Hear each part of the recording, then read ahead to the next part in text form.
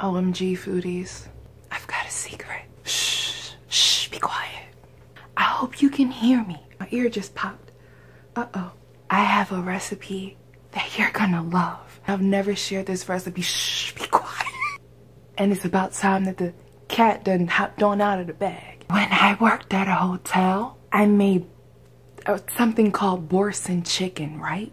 Chicken breast stuffed with vegetables and boursin cheese, then wrapped and huddled and cuddled in phyllo dough. We're gonna make something similar. It's gonna be vegetables with cream cheese. You can also use ricotta. And then we're gonna stuff the chicken with the vegetables. They're gonna be sauteed. And then we're gonna wrap it in that Pillsbury phyllo dough that you get in the refrigerator section. This is a cheap recipe because I haven't had bread in a long time. So this is a really special day. Let's get started. Okay, foodies, we're going to start off by slicing up some carrots, onions, green peppers, and then mincing some garlic. And the exact measurements will be down in the description. I'm flying high, but I've got a feeling I'm falling for nobody else but you. You caught my eye, and I've got a feeling I'm falling. Show me the ring and I'll jump right through. I used to.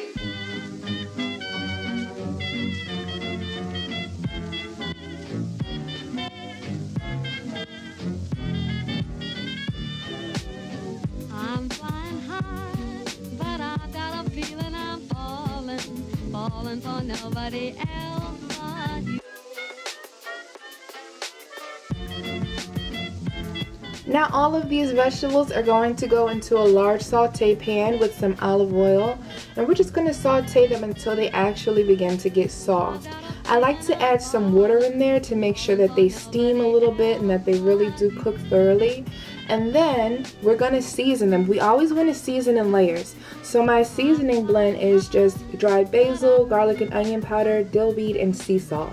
Then we're going to put that on some cream cheese. Now the heat from the vegetables will soften up the cream cheese. That's why I'm doing it this way. I'm just going to set this aside for now. Now I'm going to trim my chicken breast. There's always a little piece of bone with fat kind of at that crevice that you want to cut off. Then there's a little bit of cartilage and a little bit of fat on both sides of the chicken breast. So we just want to trim all of that away. Now we're going to butterfly the chicken breast by cutting it on the curved side. And that just means that you're going to slice it in the center, but don't go all the way through. We just want to make like a pocket.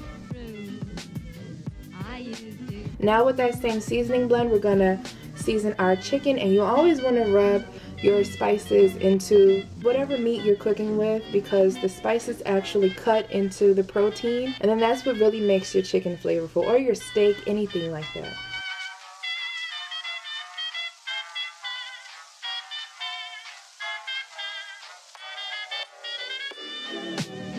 I'm flying high, but I've got a feeling I'm falling for nobody else but you.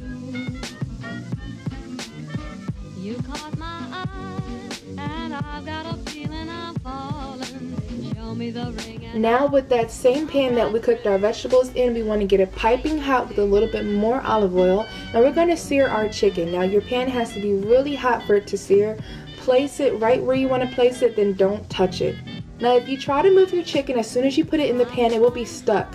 So you have to wait until it's seared properly, and it will naturally release from the pan, and it'll kind of be like a non-stick pan at that point. That's when you can flip it over. Searing is not fully cooking the meat. We're just sealing the outside so that we can keep the juices in.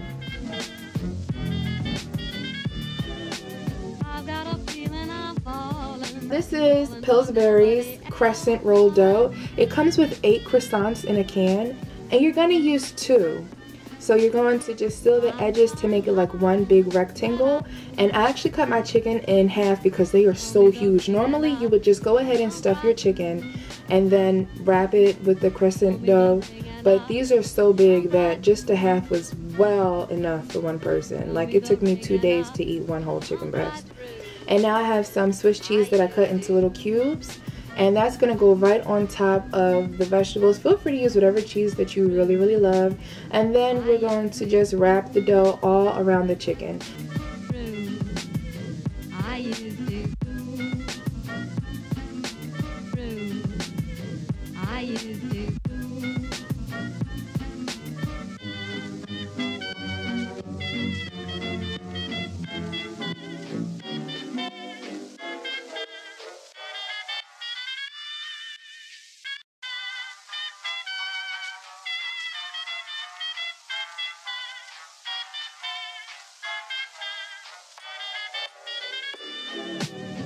I'm flying high, but I've got a feeling I'm falling for nobody else but you.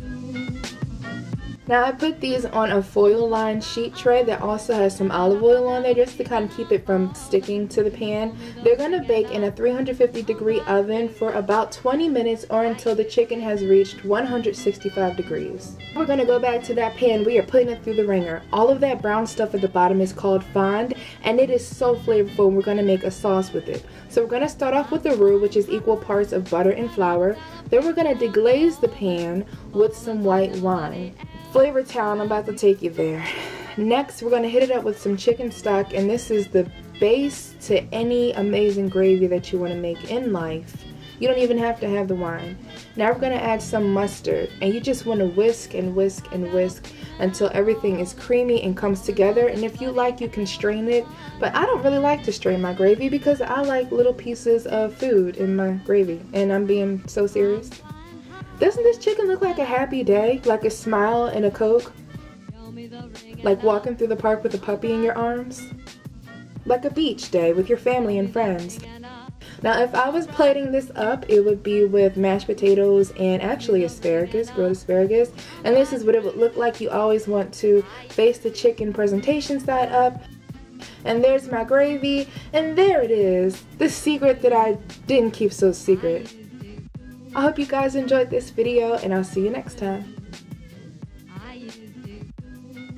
Secrets, secrets that I share with you, that I share with you.